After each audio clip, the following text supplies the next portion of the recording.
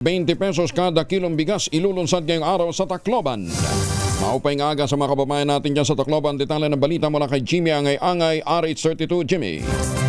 Ilulunsad ngayong araw ang binting bigas mayroon na sa syudad ng Tacloban. Ito ang sinabi ni Tacloban City Agriculturist Robilo Anadi.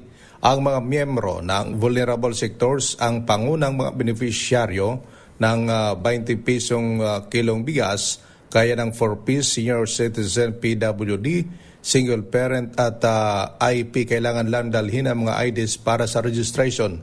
Kasabay nito, sa St. Francis Gymnasium sa Barangay Suy sa naturang syudad, bubuksan din ang kadiwa ng Pangulo. Inaasahan na maraming mga vulnerable sector ang mga kabili ng murang presyo ng bigas at mga preskong agricultural products. Mula dito sa DYVL Action Radyo Tacloban, ito si RH32 Jimmy Angay-Angay para sa DZRH. Una sa Pilipinas, una sa Pilipino. Daghang salamat, Jimmy.